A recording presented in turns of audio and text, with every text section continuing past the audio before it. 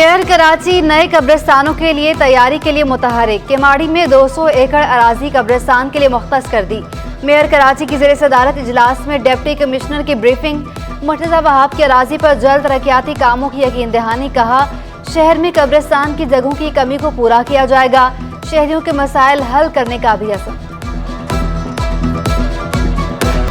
बल्दिया उस्मा कराची के मरकजी दफ्तर में सिक्योरिटी का फुकदान। इमारत में लगे कैमरे खराब, मॉनिटरिंग सेल भी गैर फाल। मेयर और डिप्टी मेयर के पास कौन आता जाता है, कोई रिकॉर्ड नहीं। नजमी आलम कहते हैं, हम कैमरे लगाने के साथ मॉनिटरिंग सेल भी बहाल करेंगे।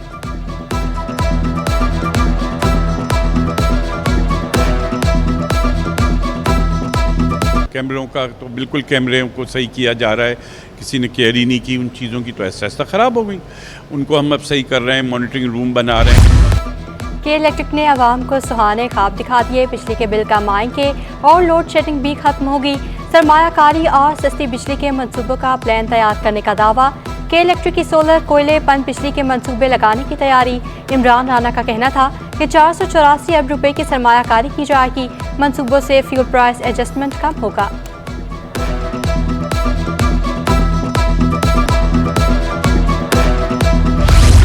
जमात इस्लामी की के इलेक्ट्रिक के डिस्ट्रीब्यूशन लाइसेंस की तजदीद की मुखालफत। हाफिज नेमुररहमान कहते हैं, कराची को बिजली फराहमी के लिए दूसरी कंपनीज का इंतखाब किया जाए।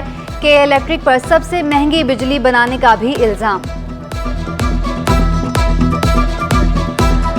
सब्सिडी भी गवर्नमेंट दे रही है तो कराची के आवाम का पैसा ही दे रही है ना, और उनको सब्सिडी मिले और हमें भारी भारी बिल मिले और लोड शेडिंग मिले और अजाब मिले, तो किसी भी सूरत में इनका लाइसेंस जो है वो अब रिन्यू नहीं होना चाहिए। ये इनका जो भी डिस्ट्रीब्यूशन का लाइसेंस है वो इनका ख़त्म होना चाहिए और नई कंपनियों को इन्वॉल्व करना चाहिए। बिजली के साथ गैस का बहरान भी बरकरार। सुई सदरन शहरियों को सहूलियात फराहम करने में नाकाम। गैस की बंदिश और प्रेशर में कमी से शहरी जहनी अजियत से दौचार। Malir, Memon Goth, north Karachi, Liaquatabad, Surjani town, Baldia town मुतासिर। पसमानदा इलाकों के साथ साथ पोश इलाकों में भी गैस के मसाइल। गैस की बंदिश का कोई शेड्यूल भी नहीं। सिलेंडर और लकड़ियों के इस्तेमाल से अखराजात बढ़ गए। घरेलू और कमर्शियल सार्फिन खवा शहरी कंपनी के खिलाफ फट पड़े।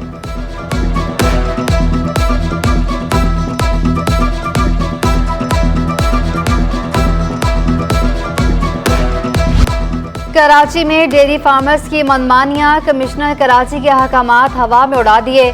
दुकानों पर दूध सरकारी निर्ख से 50 रुपए महंगा फरोख्त होने लगा। फी लीटर दूध 230 रुपए पहुंचने पर शहरियों ने सर पकड़ लिए। कहा, इतनी महंगाई में दूध भी खरीदना मुश्किल हो गया। दुकानदारों का कहना है कि कमिश्नर खुद आकर जायजा लें। जानवर महंगे, चारा महंगा, दूध सस्ता, कैसे बेचते हैं? फार्म वालों को क्या सहूलत दी है? फार्म वालों को कोई लोन किसी ने दिया है? फार्म वालों को कोई यानी कभी किसी किस्म की सहूलत दी है? कोई पैकेज दिया है फार्म वालों को? ये तो फार्म वालों को दबाया जा रहा है, सरासर दबाया जाए।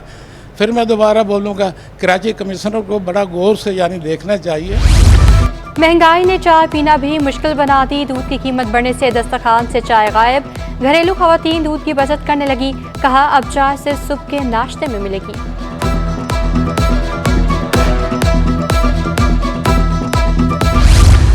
सिंध हुकूमत की घोस्ट डॉक्टर्स के खिलाफ बड़ी कार्रवाई। 560 डॉक्टर्स को शोकस, 39 मुलाजमत से बरतरफ कर दिए। कार्रवाई के खौफ से 54 गैर हाजिर डॉक्टर्स ने इस्तीफा दे दिया। मजीद 121 डॉक्टर्स को फाइनल शोकस नोटिस दे दिया गया। डार यूनिवर्सिटी ने फीसों का बोझ तलबा पर डाल दिया। तरक्याती कामों की फीस भी तलबा अदा करेंगे। BS और प्रोफेशनल प्रोग्राम के फीस शेड्यूल की मंजूरी। हॉस्टल फीस 1 लाख रुपए अदा करना होगी। BS प्रोग्राम की इम्तिहानी फीस 5,000 रुपये फी सेमेस्टर मुकर्रर। मुश्तरका मार्कशीट फीस 3,000 और ट्रांसपोर्ट फीस 32,000 रुपये मुकर्रर कर दी गई। हॉस्टल सिक्योरिटी फीस कीमत में 25,000 रुपये अदा करना होंगे। दाखिला मंसूख कराया तो 3 लाख रुपये कटौती भी होगी।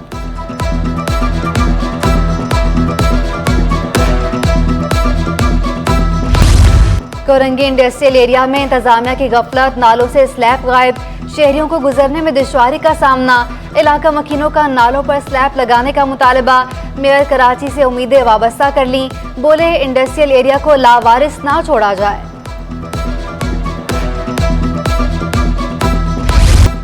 डिस्ट्रिक्ट सेंट्रल में गैर कानूनी तामीरात 17 जुलाई तक मिसमार करने का हुक्म। हाई कोर्ट ने DG Sindh building control authority की रिपोर्ट गैर तसली बख्श करार दे दी। डीजी की 17 जुलाई को ज़ाती हैसियत में तलबी। सिंध बिल्डिंग कंट्रोल अथॉरिटी की कारकर्दगी पर सवालात उठा दिए गए। इस्तफसार किया कि SPCA गैर कानूनी तामीरात रोकने में क्यों नाकाम हो रही है। फासिल जज ने रिमार्क्स दिए, क्यों ना गैर कानूनी तामीरात का जिम्मेदार SPCA को ठहराया जाए।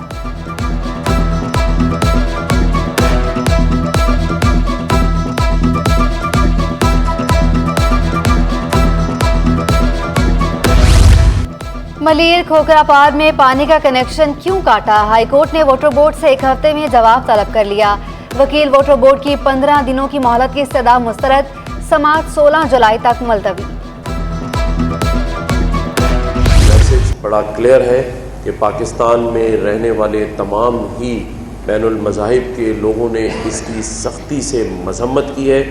हम सब एक पेज पर हैं और मैं समझता हूँ कि उन्हें फौरी तौर पे फिल फौर माफ़ी से शुरू करके उस शख्स को इबरतनाक सज़ा देनी चाहिए, या फिर वो हमारे हवाले करें तो फिर हम उसके ऊपर केस चलाएं। कराने पाक की बेहुरमती पर स्वीडन को माफ़ी मांगना पड़ेगी। गवर्नर सिंध का स्वीडिश सफीर को खत। कहा, पूरी दुनिया में मुसलमानों की दिल आज़ारी हुई है।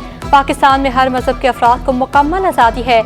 ऐसी नौबत ना आए कि मुसलमान पूरी दुनिया में एहतजाज पर मजबूर हों। विजय कुमार का कहना था कि ये कोई ज़ाती अमल नहीं, स्वीडन दहशतगर्दी फैलाता है। सलीम माइकल ने स्वीडन का वाक़या मज़ाहिब को आपस में लड़ाने की साजिश करार दे दिया।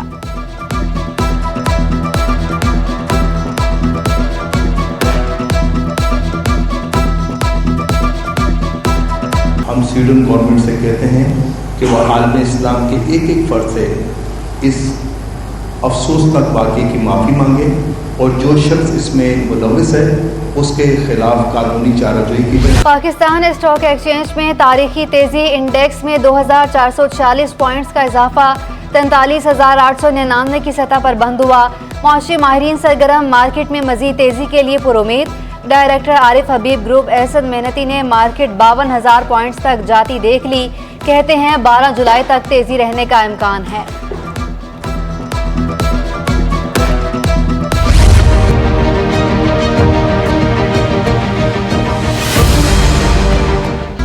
रुपए की कदर में इजाफा। डॉलर बेचने वालों की लाइनें लग गईं। ओपन मार्केट में डॉलर 5 रुपये सस्ता 285 रुपये में फरोख्त।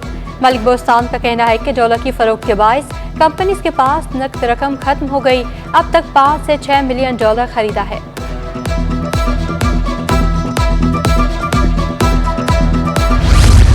रुपए की कदर बढ़ने से सोने की कीमत में बड़ी कमी। 1 तोला सोना 8,800 रुपये सस्ता हो गया। कीमत कम होकर 2,07,200 रुपये तक गिर गई। 10 ग्राम सोने की कीमत 1,77,641 रुपये। चांदी 2,500 रुपये तोला हो गई। रुई भी 2,000 रुपये फी मन सस्ती हो गई। मार्केट्स क्रैश कर गईं। Cotton journals forum chairman Ehsanul हक कहते हैं, सिंध में रुई की कीमत 16,300 रुपये तक जा पहुंची। बिजली, गैस और टैक्स की शरह में मजीद इजाफा मंदी की वजह करार। काश्तकारों का विफाक से बराह रास्त इमदादी कीमत पर भुट्टी खरीदने का मुतालबा।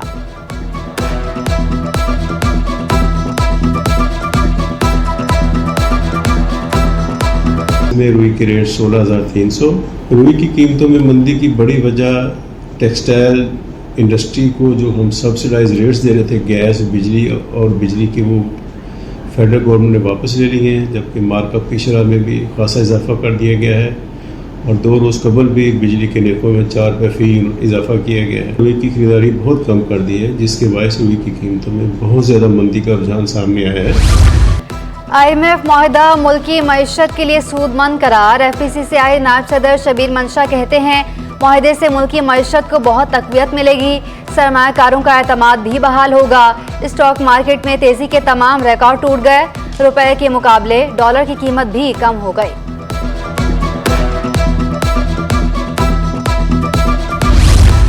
महंगाई की शरह 39% से भी तजावुज़ कर गई। नेशनल बिजनेस ग्रुप ने IMF मुआहदे से महंगाई बढ़ने का खदशा जाहिर कर दिया। मियां जाहिद हुसैन कहते हैं, 9400 अरब रुपए का टैक्स हदफ बहुत ज़्यादा है। शरह सूद भी 1% बढ़ा दी गई है। 25% शरह सूद पर कोई कर्ज नहीं ले सकेगा।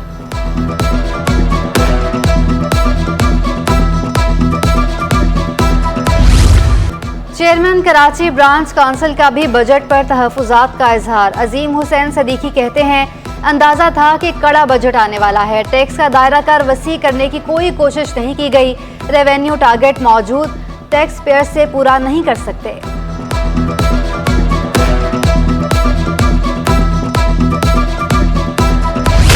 ईद की छुट्टियों के बाद कारोबारी सरगर्मियां बहाल, दफातर और मार्केटें खुल गईं। परदेसियों की आबाई शहरों से ट्रेनों और बसों के जरिए कराची वापसी, मुतादिद ट्रेनें ताखीर का शिकार, मुसाफिरों को मुश्किलात का सामना।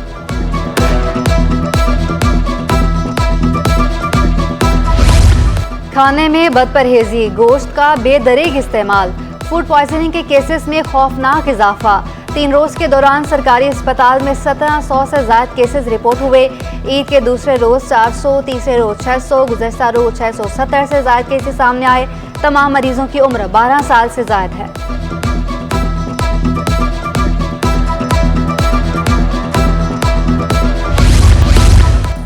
आला तालीम याफ्ता IT इंजीनियर और businessman Danial Nagori CEO governor's initiative बराए इंफॉर्मेशन टेक्नोलॉजी तैनात।